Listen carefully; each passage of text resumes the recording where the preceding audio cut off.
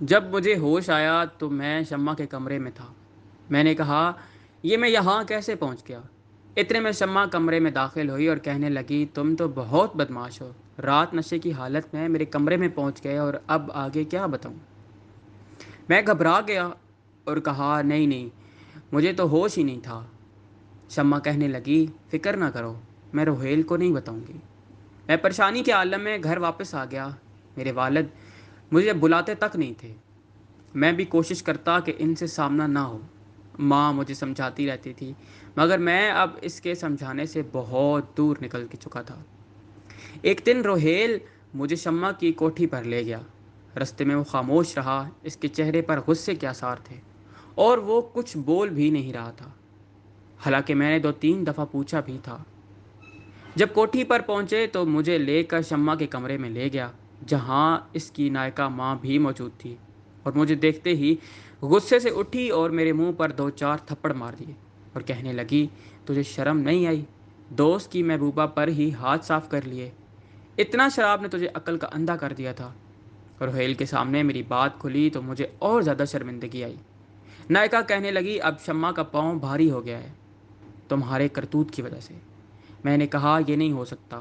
اس نے ایک کاغذ نکال کر میرے منہ پر مار دیا اور کہا، یہ ڈاکٹر کی رپورٹ پڑھ لو۔ میں نے رپورٹ دیکھی تو اور زیادہ پریشان ہو گیا، کیونکہ وہ پازیٹیو تھی۔ میں نے کہا، اب کیا کریں؟ روہیل کہنے لگا، ساتھ تم نے کام دشمنوں والا کیا ہے، مگر میں تمہارا دوست ہوں۔ لیکن میں شمع کا بھی برا نہیں چاہتا۔ یہ نائکا اسے یہاں رکھنے کو تیار نہیں ہے اور تمہارے اوپر مقدمہ بھی کرنا چاہتی ہے۔ اب ایک ہی رستہ بچتا ہے کہ تم اس سے شادی کر لو۔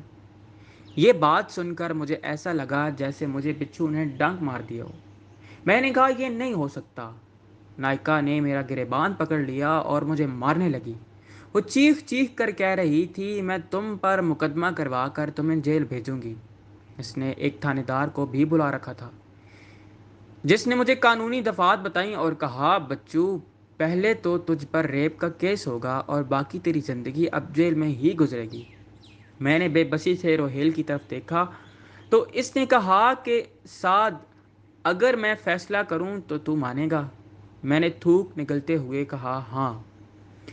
اس نے نائکا کو مخاطب ہو کر کہا، سعد ایک شریف فیملی سے ہے، اگر یہ شمع سے شادی کرتا ہے تو شمع کو ساری زندگی یہ جگہ چھوڑنی پڑے گی۔ اس کی جو قیمت ہوگی وہ میں دوں گا۔ آخر کار سعد میرا یار ہے۔ قصہ مختصر، نائکا اور پولیس کو پیسے دیے گئے، شمع سے میرا نکاح ہو گیا اور میں اسے ڈرتے ڈرتے گھر لے آیا۔ میرے والد صاحب نے شور کیا کہ یہ کون ہے، کہاں سے ہے، مگر میں خاموش رہا۔ میری والدہ نے بات کو کور کر لیا کہ چلو جانے دو بیٹے کی، اگر یہی پسند ہے تو یہی صحیح۔ کچھ دنوں بعد ہی شمع نے اپنا آپ دکھانا شروع کر دیا۔ وہ میری ماں پر روب جماتی۔ ایک دن ان کی لڑائی ہو گئی تو اس نے کہہ دیا کہ تیرا بیٹا مجھے بازار سے اٹھا کر یہاں لایا ہے۔ یہ بات سن کر میری ماں تو سکتے میں آ گئی، مگر کمرے میں بیٹھے میرے والد صاحب نے بھی یہ الفاظ سن لیے۔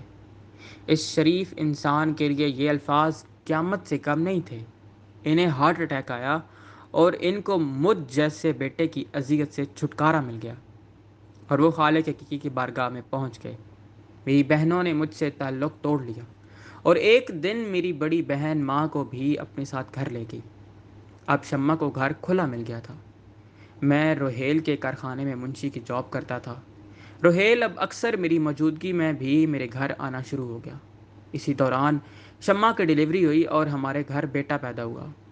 مجھے باپ کی موت اور ماں کے چلے جانے نے توڑ کر رکھ دیا۔ میں نے تمام نشے چھوڑ دیے۔ شمع کے محلے میں بھی جھگڑے ہو جاتے۔ محلے کے لوگ مجھے عجیب نگاہوں سے دیکھتے اور میرے جانے کے بعد کانوں کو ہاتھ لگاتے تھے۔ شمع نے حق مہر میں مجھ سے 10 لاکھ روپے لکھوائے تھے۔ میں نے یہ مکان اس کے نام کر دیا۔ بچے کا نام اس نے شرجیل رکھا۔ وہ بچہ جیسے جیسے بڑا ہو رہا تھا عجیب عجیب کام کرتا، پورا فتنہ تھا۔ مجھ سے زیادہ روہیل کے ساتھ اس کی اٹیچمنٹ تھی۔ اب گھر میں کبھی کبھی شمع کی ماں اور اس کی میکے کی سہیلیاں بھی تشریف لے آتی تھیں۔ ایک دن ہمارے محلے کے ایک بزرگ نے مجھے کہا کہ سعد، تم اچھے ماں باپ کی اولاد ہو، تمہارے باپ کا ایک مقام تھا، یہ تم نے کیا شروع کر دیا ہے؟ تم گھر سے جاتے ہو یہاں عجیب عجیب سے لوگ اور لڑکیاں آ جاتی ہیں۔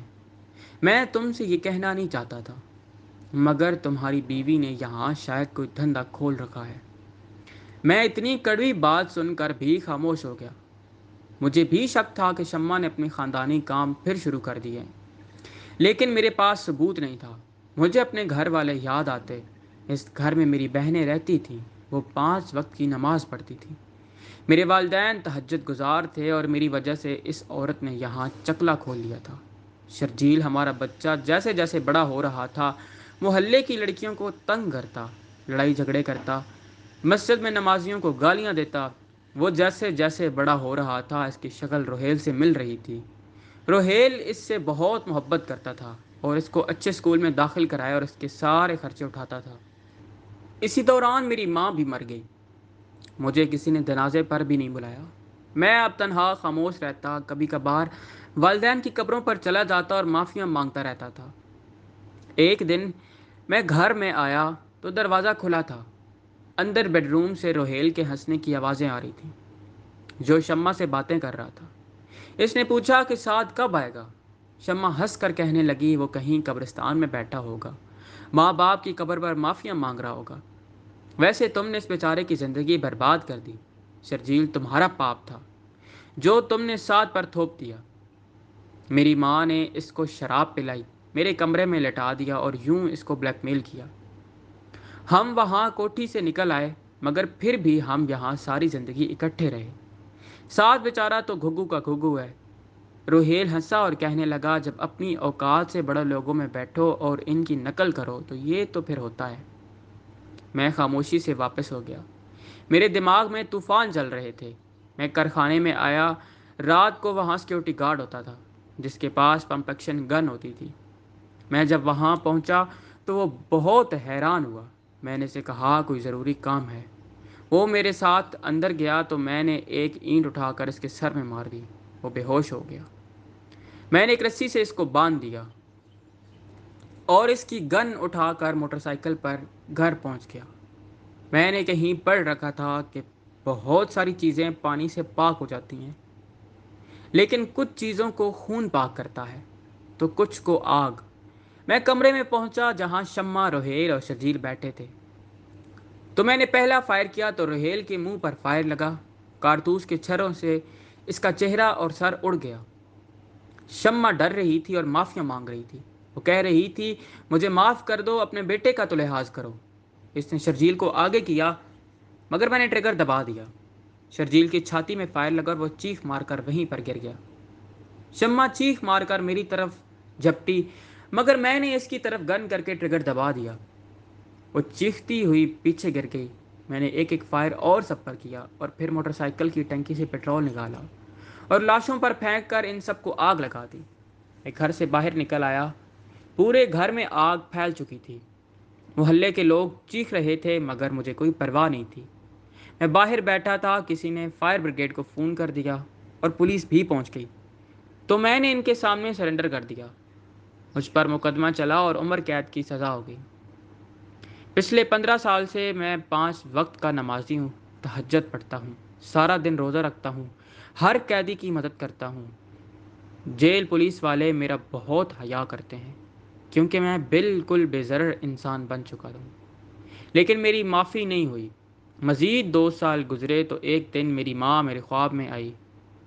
میں دوڑ کر ان کی طرف گیا اور کہا مجھے معاف کر دو۔ وہ خاموش کھڑی رہیں۔ پھر میں نے والد صاحب کو دیکھا، انہوں نے میری طرف دیکھا تو منہ دوسری طرف پھیر لیا۔ میں نے جا کر ان کے پاؤں پکڑ لیے اور التجا کی کہ مجھے معاف کر دیں۔